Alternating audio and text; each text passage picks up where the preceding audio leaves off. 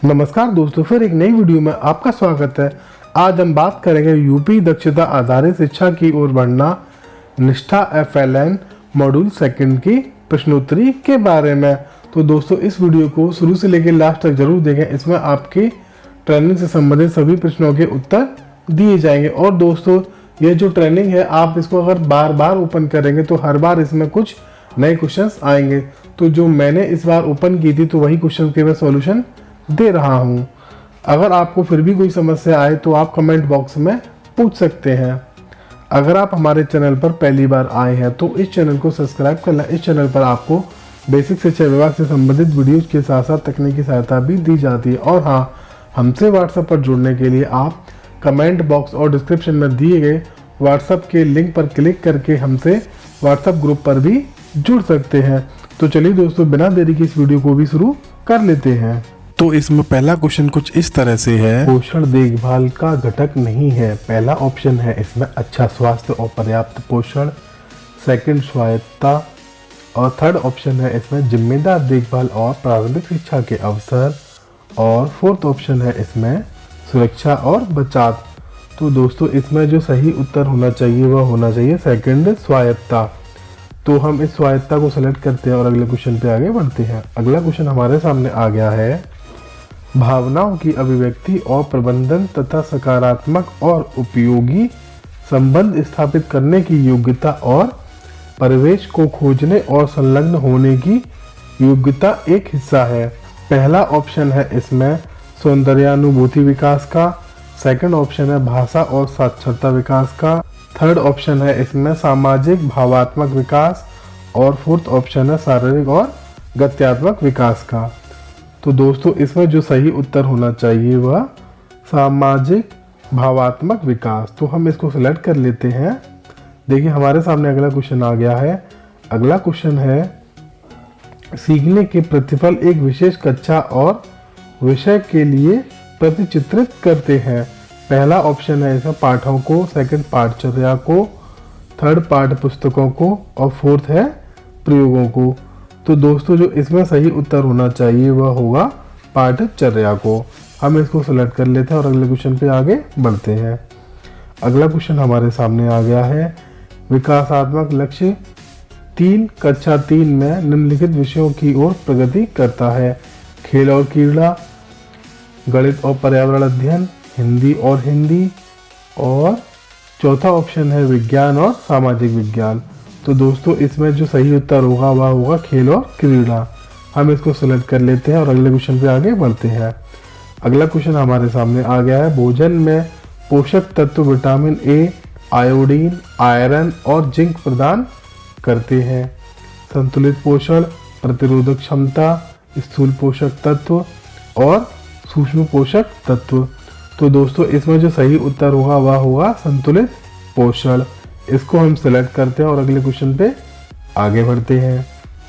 अगला क्वेश्चन देखिए आ गया है, डैश के अंत तक बच्चे सीखने के ऐसे तरीके के आदी हो जाते हैं जो जीवन पर्यंत चलता रहता है। तो इसमें जो सही उत्तर होना चाहिए वह होना चाहिए कक्षा 8। अब देखिए हम अगले क्वेश्चन पे फिर आगे बढ़ते हैं। बच्चों का अच्छा स्वास्थ्य और खुशहाली बनाना इस बात पर ध्यान केंद्रित नहीं करता, शारीरिक और गत्यात्मक विकास, सेकंड भाषा और साक्षरता, थर्ड ऑप्शन स्वास्थ्य, स्वच्छता और सुरक्षा, फोर्थ ऑप्शन है सामाजिक भावात्मक विकास। तो दोस्तों जो इसमें सही उत्तर होगा वह होगा भाषा और साक्षरता। हम इसको सिलेक्ट कर लेते हैं और अगले क्वेश्चन पे आगे बढ़ते हैं। देखिए अगला क्वेश्चन हमारे सामने आ गया, सीखने के प्रतिफलों को होना चाहिए वैज्ञानिक, जातिगत, अवलोकन करने और मापने योग्य, और फोर्थ ऑप्शन है पाठ्यक्रम पर आधारित। तो दोस्तों इसका जो सही उत्तर होगा वह होगा अवलोकन करने और मापने योग्य। अब फिर हम अगले क्वेश्चन पे चलते हैं। अगला क्वेश्चन हमारे सामने आ गया, दक्षता आधारित शिक्षा प्रणाली में आकलन का प्रयोग होता है। फर्स्ट ऑप्शन है इसमें विद्यार्थी को उत्तीर्ण अनुत्तीर्ण की श्रेणी में रखने के लिए, सेकंड ऑप्शन है इसमें विद्यार्थी और शिक्षकों के लिए मार्ग निर्देशन साधन के रूप में, और थर्ड ऑप्शन है विद्यार्थी को विजेता और हारने वाले के रूप में श्रेणीबद्ध करने के लिए, और फोर्थ ऑप्शन है विद्यार्थी के कार्यों को क्रमबद्ध करने के लिए। तो इसमें जो सही उत्तर होना चाहिए वह होना चाहिए विद्यार्थियों शिक्षकों के लिए मार्गनिर्देशन साधन के रूप में। अब देखिए अगला क्वेश्चन आ गया है, जिस शिक्षण में बच्चों की सीखने की आवश्यकता को पूरा नहीं किया जाता और केवल पाठ्यक्रम को पूरा करने पर ध्यान केंद्रित किया जाता है उसे कहा जाता है छात्र केंद्रित शिक्षण। सेकंड, गैर प्रतिक्रियात्मक शिक्षण। थर्ड ऑप्शन है प्रतिक्रियात्मक शिक्षण और फोर्थ ऑप्शन है अनुकूली शिक्षण। तो दोस्तों जो इसमें सही उत्तर होगा वह होगा गैर प्रतिक्रियात्मक शिक्षण। इसको हम सिलेक्ट कर लेते हैं और अगले क्वेश्चन पे आगे बढ़ते हैं। अगला क्वेश्चन हमारे सामने आ गया है, दक्षता आधारित शिक्षा प्रणाली में प्रत्येक कक्षा के लिए सीखने के प्रतिफल होते हैं। कक्षा अध्यापक द्वारा विकसित, सेकंड परिवर्तनीय, थर्ड ऑप्शन भली भांति निर्धारित और निश्चित, और फोर्थ ऑप्शन है विद्यार्थी द्वारा विकसित। तो दोस्तों इसमें जो सही उत्तर होना चाहिए वह भली भांति निर्धारित और निश्चित। तो यह उत्तर सही होगा या नहीं हम इसको देख लेते हैं। इसको हम अभी सिलेक्ट कर लेते हैं और आगे देखेंगे। अब देखिए अगले क्वेश्चन पे हम आगे बढ़ते हैं। बुनियादी साक्षरता और संख्या ज्ञान की रूपरेखा को विभाजित किया गया है 5 विकासात्मक लक्ष्यों में, 3 विकासात्मक लक्ष्यों में, 4 विकासात्मक लक्ष्यों में और 6 विकासात्मक लक्ष्यों में। तो दोस्तों इसका सही उत्तर होगा वह होगा 6 विकासात्मक लक्ष्यों में। हम इसको सिलेक्ट करते हैं और अगले क्वेश्चन पे आगे बढ़ते हैं। अगला क्वेश्चन हमारे सामने आ गया है, प्रतिफल आधारित पद्धति प्रदान नहीं करती। फर्स्ट ऑप्शन है उन्नत और सक्रिय सीखने की प्रक्रियाएं। सेकंड ऑप्शन है बेहतर गुणवत्तापूर्ण शिक्षण। थर्ड ऑप्शन है उत्तीर्ण या अनुत्तीर्ण के रूप में आकलन, और फोर्थ ऑप्शन है सामान्य संदर्भ बिंदु। तो दोस्तों इसमें सही उत्तर होगा उत्तीर्ण या अनुत्तीर्ण के रूप में आकलन। हम इसको सेलेक्ट कर लेते हैं और आगे बढ़ते हैं। देखिए हमारे सामने अगला क्वेश्चन आ गया, बच्चों को निःशुल्क और अनिवार्य शिक्षा का अधिनियम RTE एक्ट किस वर्ष पास हुआ था? 2009, 1986, 1992 और चौथा ऑप्शन है 2010। तो दोस्तों इसमें सही उत्तर होना चाहिए 2009। हम इसको सिलेक्ट करते हैं और अगले क्वेश्चन पे आगे बढ़ते हैं।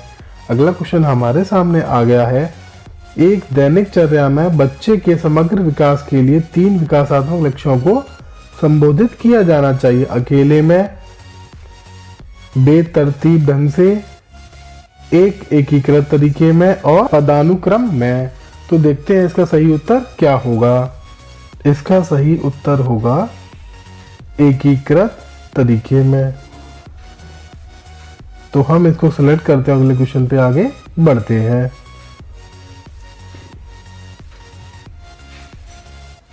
अब देखिए आगे क्वेश्चन आ गया है, बच्चों के सीखने की प्रगति का आकलन करने के लिए शिक्षकों और हितधारकों के मार्गदर्शक बिंदु है। फर्स्ट ऑप्शन है दक्षता, सेकंड है प्रवृत्ति और थर्ड है सीखने के प्रतिफल और फोर्थ ऑप्शन है कौशल। तो दोस्तों इसमें सही उत्तर होगा सीखने के प्रतिफल। इसको हम सेलेक्ट करते हैं, अगले क्वेश्चन पे आगे बढ़ते हैं। अगला क्वेश्चन हमारे सामने आ गया है, गैर प्रतिक्रियात्मक शिक्षण खाली स्थान पर ध्यान केंद्रित करता है। तो इसमें है बच्चों के सीखने को सुनिश्चित किए बिना पाठ्यक्रम पूरा करने में। सेकंड ऑप्शन है बच्चे की कक्षा ऑब्लिक कक्षा, और थर्ड ऑप्शन है बच्चे की आयु, और फोर्थ है बच्चों का सीखने के स्तर। तो दोस्तों इसमें जो सही उत्तर होगा वह होगा बच्चों के सीखने को सुनिश्चित किए बिना पाठ्यक्रम को पूरा करने। तो हम इसको सेलेक्ट करते हैं और अगले क्वेश्चन पर आगे बढ़ते हैं। अगला क्वेश्चन हमारे सामने आ गया, FLN का तीसरा वर्ष इस नाम से भी जाना जाता है। Kinder garden, pre school 3, school तत्परता कार्यक्रम और बाल वाटिका। तो इसका सही उत्तर होगा बाल वाटिका। तो हम इसको सेलेक्ट करते हैं, अगले क्वेश्चन पे आगे बढ़ते हैं। अगला क्वेश्चन हमारे सामने आ गया है, FLN फ्रेमवर्क में दक्षता और सीखने के प्रतिफल प्राप्त किए गए हैं विकासात्मक लक्ष्यों से, विषयों से, पाठों से, पाठ्य पुस्तकों से। तो दोस्तों इसमें सही उत्तर होना चाहिए वह होगा विकासात्मक लक्ष्यों से। हम इसको सेलेक्ट करते हैं और अगले क्वेश्चन पे आगे बढ़ते हैं।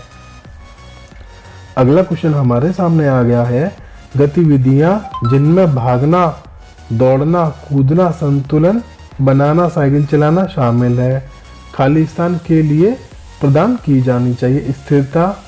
सेकंड ऑप्शन है आंख हाथ के समन्वयन। थर्ड ऑप्शन है सूक्ष्म मांसपेशियों के विकास। और फोर्थ ऑप्शन है बड़ी स्थूल मांसपेशियों के विकास। तो दोस्तों इसमें सही उत्तर होना चाहिए, वह होगा बड़ी स्थूल मांसपेशियों के विकास। हम इसको सेलेक्ट करते हैं और अगले क्वेश्चन पे आगे बढ़ते हैं।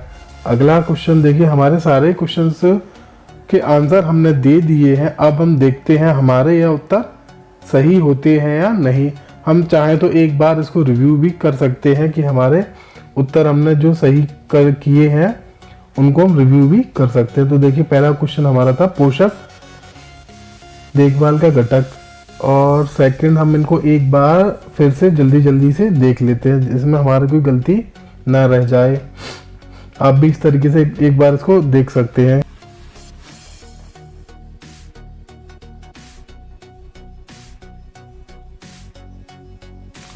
तो देखिए मैं इनको जल्दी से देख रहा हूं। तो दोस्तों इसमें जो सही उत्तर होना चाहिए वह शायद कक्षा 3 होना चाहिए। हमने कक्षा 8 को सिलेक्ट किया था, तो मेरे ख्याल से हम इसको फिर से कक्षा 3 को कर लेते हैं। ऐसे ही दोस्तों आप भी अपने उत्तरों को सही कर सकते हैं जैसे मैंने किया। अब देखिए अगला क्वेश्चन भी हम देख लेते हैं जल्दी।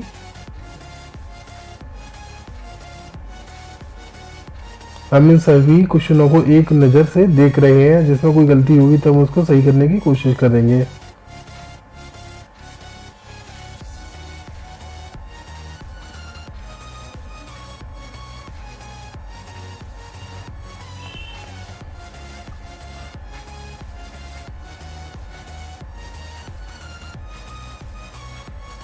देखिए हम इनको जल्दी से एक बार रिव्यू कर रहे हैं। आप भी दोस्तों ऐसे ही इन क्वेश्चंस को देख लेना। अब देखिए हमने अपने सारे क्वेश्चन को एक बार रिव्यू कर लिया है। अब हम इस सबमिट बटन पे क्लिक करते हैं और देखते हैं हमारे कितने उत्तर सही होते हैं। तो देखिए मेरे 17 क्वेश्चन सही हुए हैं। तो हम आपको दिखा देते हैं। Your score is 17 out of 20, यानी कि हमारा स्कोर जो है 85% हो गया है। तो दोस्तों हमें इसका प्रमाण पत्र भी इशू हो जाएगा। तो दोस्तों ऐसे ही आप भी इस ट्रेनिंग को कंप्लीट कर सकते हैं और 70% मार्क्स से अधिक ला सकते हैं, और तभी आपको इस ट्रेनिंग का सर्टिफिकेट इशू होगा। अगर आपको कोई समस्या आती है तो आप कमेंट बॉक्स में ज़रूर पूछें, हमें आपकी मदद करने में बेहद खुशी होगी। तो चलिए दोस्तों मिलते हैं अगली वीडियो में, तब तक के लिए जय हिंद, वंदे मातरम।